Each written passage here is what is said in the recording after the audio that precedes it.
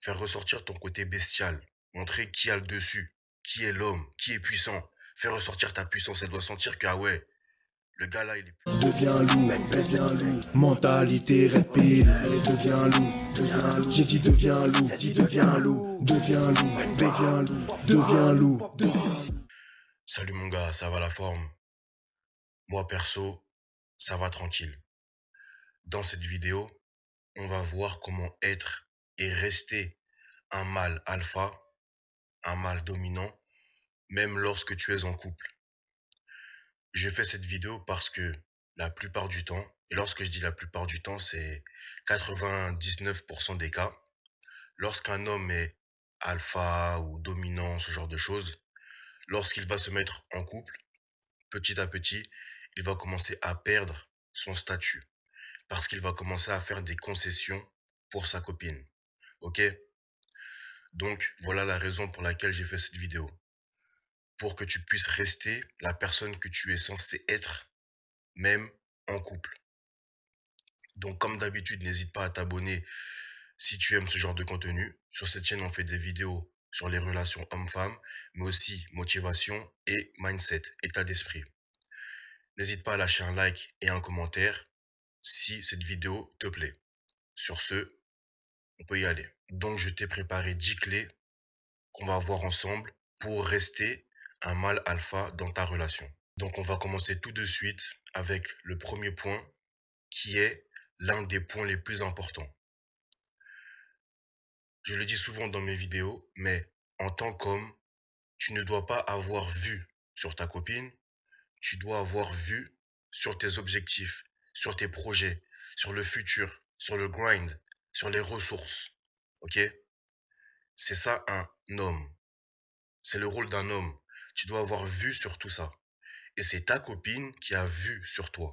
Ok? Et pas l'inverse. C'est pas toi qui as vu sur ta copine et ta copine qui a vu sur ses projets. Ok?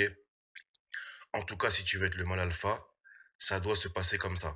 Si tu regardes plus ta copine que tes projets, c'est que ta copine est plus importante que tes projets. Ça veut dire que tu accordes plus d'importance à elle qu'à tes ambitions. Et c'est pas censé être le cas. En tout cas, c'est pas le cas pour un mâle alpha. On enchaîne tout de suite avec le deuxième point, qui est le fait que la personne qui doit prendre les décisions dans la majorité du temps, c'est toi. Ok? Tu es censé avoir le lead dans la relation. Tu es censé être un leader. Les femmes aiment être guidées par de bons leaders. Ok? Tu es censé être un leader qui fait des bons choix. Et elle est censée être là pour te conseiller à prendre des bons choix, pour t'aider à prendre des bons choix. Ok? Donc ça, c'est pareil, c'est primordial. Si ce n'est pas toi qui prends les décisions dans la majorité du temps et que elle n'est pas là justement pour te conseiller dans tes choix, il y a un problème. Donc le troisième point, j'en ai également déjà parlé sur la chaîne, c'est le fait que tu dois la cartonner, tu dois la tamponner, mais pas comme un fragile. Ok? Tu dois la tamponner tu dois la tamponner comme une bête sauvage. Je vois trop de gars, ils sont là, ouais, il faut faire ça doucement, etc. Mon gars, n'oubliez pas qu'à la base, les hommes sont des bêtes sauvages. Donc je ne dis pas que de temps en temps, tu ne peux pas proposer quelque chose de doux, de tendre, tu vois, tu peux.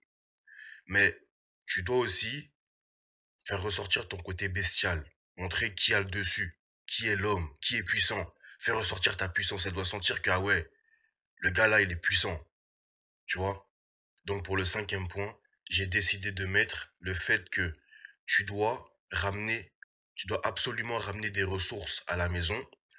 Qui plus est, tu dois ramener plus de ressources que ta copine à la maison. Ok? Euh, si ta copine ramène plus de ressources que toi, elle va avoir du mal à être soumise à toi. Ok? Elle va avoir du mal à te respecter. Je ne dis pas que c'est impossible, attention. Mais elle va avoir du mal. Parce que normalement, tu es censé être the provider, celui qui ramène les ressources, celui qui va grind. Mais elle ramène plus de ressources que toi. Donc c'est problématique, tu vois. Donc, ramène des ressources à la maison et ramène plus de ressources que elle. Absolument. Pour le sixième point, j'ai décidé de mettre le fait que tu ne dois pas mélanger ta vie privée avec ta vie professionnelle. Ce que je veux dire par là, c'est que tu ne dois pas l'emmener sur ton lieu de taf, sur ton lieu où tu charbonnes avec tes collègues, etc. tout le temps. Ça peut arriver une fois de temps en temps si elle a vraiment envie de voir ce que tu fais, tu vois, une fois comme ça, mais pas plus, tu vois. Euh, Il y a trop de gens, ils sont là, ils commencent à vivre avec leur meuf, même au travail, etc. Essayez seulement. Essayez seulement et vous verrez, ça marche pas, tu vois? Ça marche pas. Pourquoi? Parce que tu dois avoir cette part de mystère. Tu dois avoir cette part de mystère et surtout, tu ne dois pas rester H24 avec ta go. Si tu es au travail avec ta go, tu es à la maison avec ta go, il y a un problème, tu vois? Il y a un problème, il y a plus l'effet de manque, frère, tu vois? Il y a plus l'effet de manque. Donc, tu ne peux pas travailler avec ta meuf, tu ne peux pas mélanger ta vie privée et ta vie professionnelle. Surtout qu'en plus, ça crée des problèmes, ça. Donc, point très important. Parce qu'en général, justement, je vois trop de gars faire ça. Je vois trop de gars faire ça, genre, ils sont un peu mystérieux, ils ont leur business, etc. Et puis, ils commencent à faire rentrer leur meuf dedans. Moi, personnellement, je ferais jamais ça. Donc là, si je ne me trompe pas, on est au septième point, qui est que dès le début de la relation, et pendant tout le long de la relation, tu dois imposer tes règles basées sur tes propres valeurs. Et maintenant, si ta copine transgresse ces règles, tu dois la punir. Il doit y avoir une punition qui peut varier en fonction de la gravité de ce qu'elle a fait. Si c'est un truc très léger, tu peux juste l'ignorer pendant un temps ou ce genre de choses. Et minimum l'ignorer. Genre juste faire une petite sermonade, ça sert à rien. C'est pas une punition ça. Ok. Donc ça peut aller de l'ignorer un instant, l'ignorer une semaine, j'en sais rien, jusqu'à bah, fin de la relation. Tu peux mettre un terme à la relation si elle transgresse une règle qui est basée sur une valeur très importante à tes yeux, ok? Tu ne dois pas laisser passer ça. Parce que justement, c'est lorsque tu vas commencer à laisser passer ce genre de choses que tu ne vas plus être alpha. Évidemment, heu, tu imposes tes règles d'alpha, mais lorsque ta copine transgresse ces règles-là, tu tolères. Tu dis: «OK, c'est pas grave», tu vas lui faire la gueule pendant un jour et puis après c'est bon. Bah, dans sa tête, elle pense quoi? Elle pense: «Mais lui, c'est un bolos, en fait. Il fait le mec alpha, mais frère, regarde ce que j'ai fait, on est encore ensemble». Voilà pourquoi quand je vous dis quand on vous manque de respect réellement, vous pouvez pas rester avec la personne. Même si vous aimez trop la personne, même si vous kiffez la personne, vous ne pouvez pas rester avec la personne, OK? Parce que la personne va recommencer et va faire pire encore. C'est comme ça, c'est la vie. C'est la vie, les gars. Donc pour le prochain point, j'en ai également déjà parlé dans une vidéo, je sais plus laquelle, mais j'avais abordé ce thème-là. Si tu es focus sur tes projets, sur ton grind, et que justement tu as un projet en cours, arrête de lui dire tout ce que tu as fait dans ta journée lorsque tu rentres du travail. Je ne dis pas que tu dois rien dire. Tu peux discuter un petit peu, genre, ouais, aujourd'hui on a passé une bonne journée, ceci, cela. Ok, mais tu ne dois pas dire aujourd'hui on a eu tel problème, on travaille sur ça, patati, patata. Non. Pourquoi? Parce que la vérité est que lorsque tu parles trop de tes projets, lorsque tu parles trop de ce que tu fais pour mettre un gros projet en place, la personne, ça va moins l'impacter. En fait, tes résultats, ou bien la chose que tu es en train de créer, aura moins d'impact sur cette personne. Parce que justement, elle va savoir tout le processus. Elle va se dire, mais en fait, il a galéré, tu vois. Même s'il en est là, il a galéré, tout le monde peut le faire, patati patata. En tout cas, je sais pas comment ça marche. La seule chose que je sais, c'est que moi, personnellement, j'ai remarqué, c'est que lorsque tu dis toutes les étapes par lesquelles tu es passé, au moment donné, ça veut dire la personne t'a vu dans les étapes de galère, etc. Ça va moins l'impacter que si la personne voit juste les résultats. Tu vois, la personne n'est pas au courant de ce que tu fais, mais là, tout de suite, elle voit que tu as explosé. Et là, bah, waouh, incroyable, tu vois. Je sais pas comment il a fait, mais incroyable. Le gars est en train d'exploser. Donc ça, c'est mon conseil perso parce que c'est un truc que j'ai pas tellement entendu, voire jamais. C'est un truc que moi, personnellement, j'ai analysé dans ma propre vie. Vous m'en direz ce que vous en pensez dans les commentaires, mais moi, personnellement, c'est ce que j'ai analysé de moi-même. En gros, travaille sur tes projets en silence et lorsque ça va péter, t'as même pas besoin d'aller lui dire: «Ah, regarde, j'ai fait un truc, ça marche». T'as même pas besoin de lui dire. N'oublie pas que la réussite, le succès fait des échos dans les oreilles des gens. OK? La réussite parle pour toi, frère. Donc, si tu as réellement bossé sur un gros projet et que ça marche, elle va le savoir, frère. Tu vois? Elle va le savoir.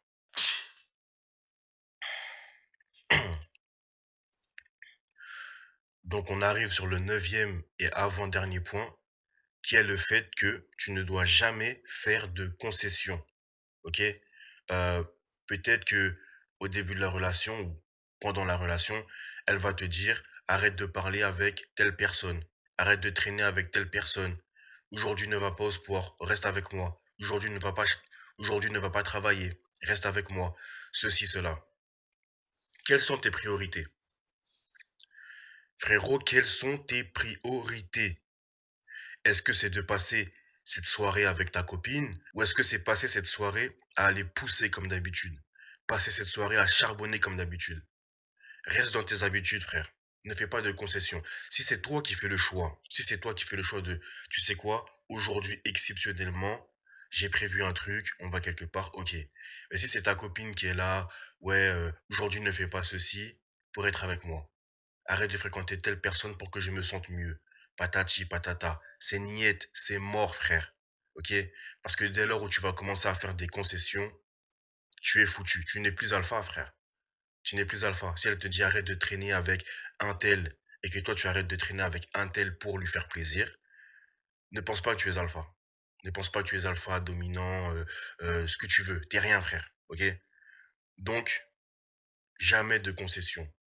Et donc voilà le 10e et dernier point qui est que si elle commence à se laisser aller, parce que justement elle va te prendre pour acquis, elle va se dire mais de toute façon ce bolos, il est là, n'oublie pas de lui dire que toi tu n'as pas signé pour ça.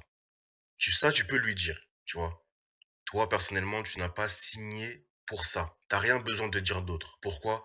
Parce que tu es censé garder tes options pas très loin de toi, ok? Tu es censé avoir des femmes qui gravitent autour de toi. Surtout si tu es alpha, que tu es focus, etc. Il y aura déjà des femmes il y aura déjà des femmes qui gravitent autour de toi.